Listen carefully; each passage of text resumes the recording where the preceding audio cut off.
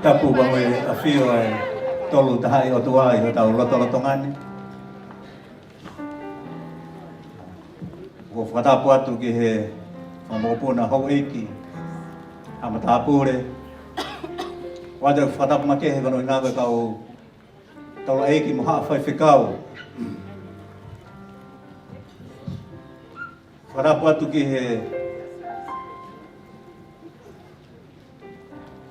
ngahi siasi, mātua, whamili, ngahi maheni, sola pa moe vūlangi o kau whakataha i he whiawhi koe ni.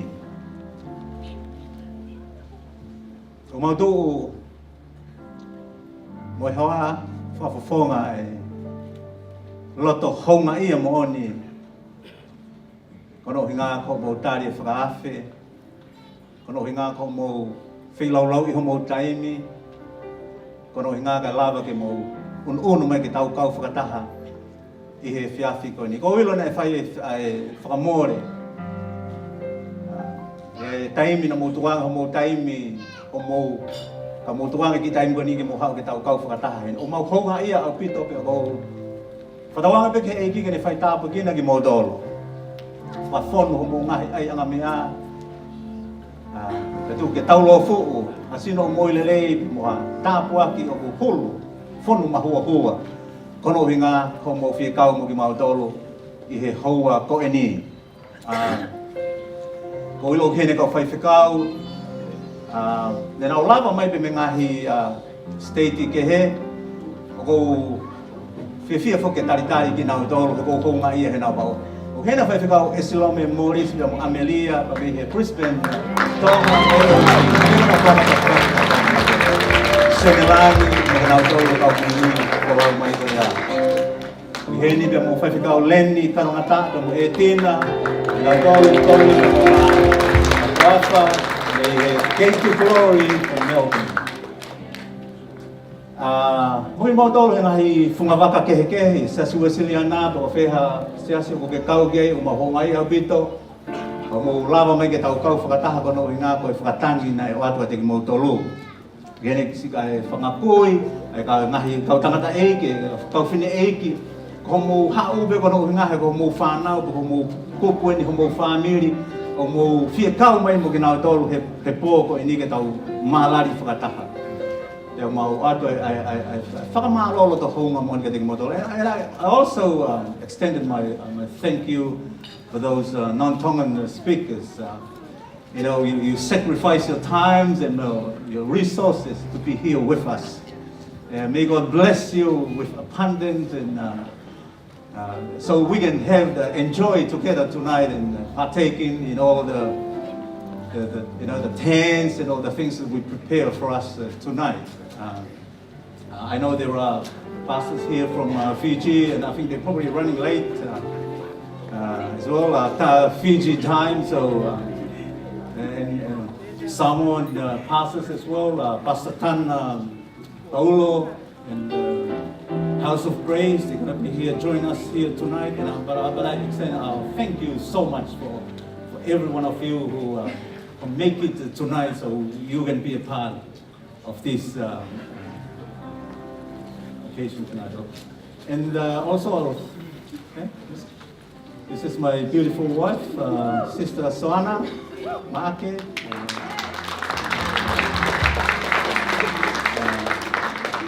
Ngai ko mo ilo I ko help ai na e fotutu he otua.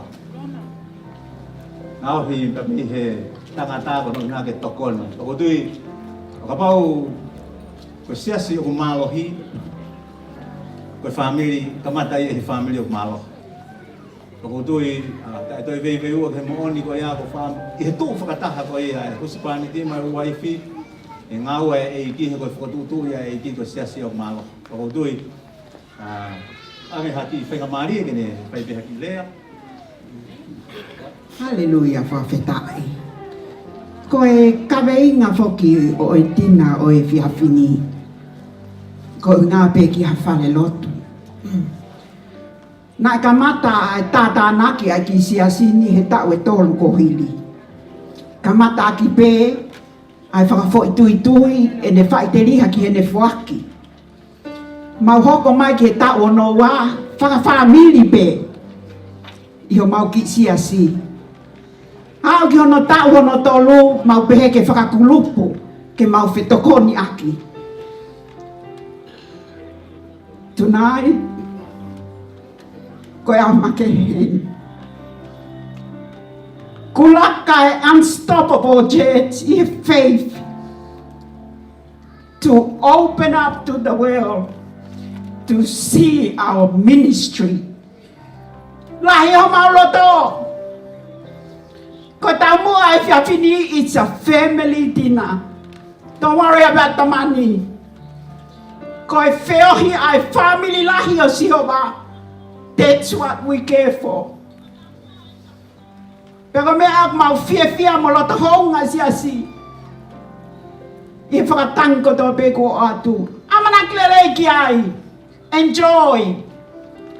Lau peni kai ko bot ke. Lau peni ko family. Tu afat. Kore peke u patapui whai hatau lotu o skapata ki hoko atu lewa ki he hiva ai si. E tamai mau whamalo, mau whawhetai ke te koe. O tae whia tū koa e whawhetai mai whamalo, e mau ilo. O i kai ke mamao e awhiona. Me ngā ue, whakawhotunga, mo mea o mau whai he universi koe ni. Tamai ko mea katoa beia na e whakatūtu ui e he awhinima mafi e awhiana. Ke mau haka i he langi ko tau, mau whia. Kono ko hingai mau hilo, ko e vai, ko e mea vai e tangata. Kai he ala mai e awhiona i ho malohi, ka moe mawhai o lawai ke mau whai peha whainga mea pe. Ki he huafa o sisu kalaisi. Ko e ai he whiawhi koe ni e tamai mau, whakatapu ia te ngāu e. Anga o e whiawhi koe ni, e tina te mau whai e, mau mea tokoni, ai whiohi. Ai mau hiva, ai mau mee. Ko hā mea te mau whai he whiawhi koe ni e tamai koe mau whai ko toa pia ke langi ia pia e awhiona. Whai tāpu kina mai e toko taha ko toa pia, e toko taki lotu mo ki nau tolu hono ko toa pia whamiri e ka inga o mau lo nuku he whare koe ni e tamai. Koe ka mata angae ni eiki, ka tuku mua eiki ho langu maari e ke ne nofo ia e whaitu oni. Mau kore katoa ngahi malo hini pe he huafa o sisu kalaisi ko alo, ka koho mau whakamo ui. Amen, amen, malo pito. Amen. Kore mea whaka pas ki aiki e ta. Apeta.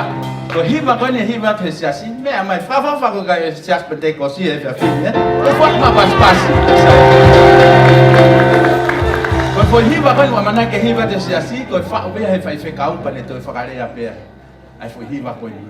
Ko peke hoko koe tāpoaki ka te ki motor vei whafkoe.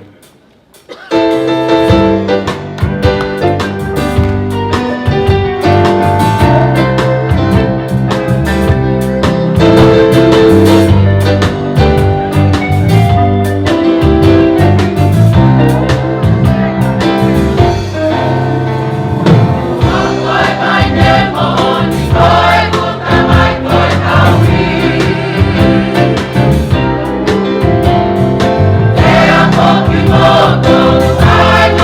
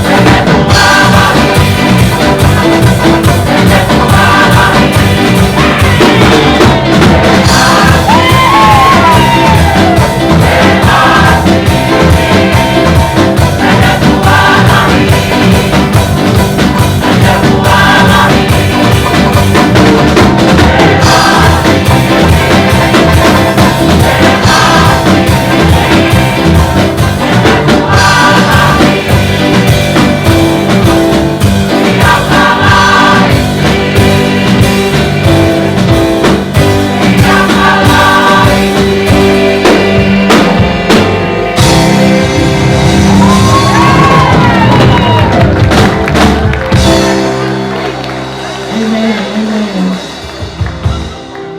Whamalola he atu ki he. Hiwa koe ai, the Unstoppable Church.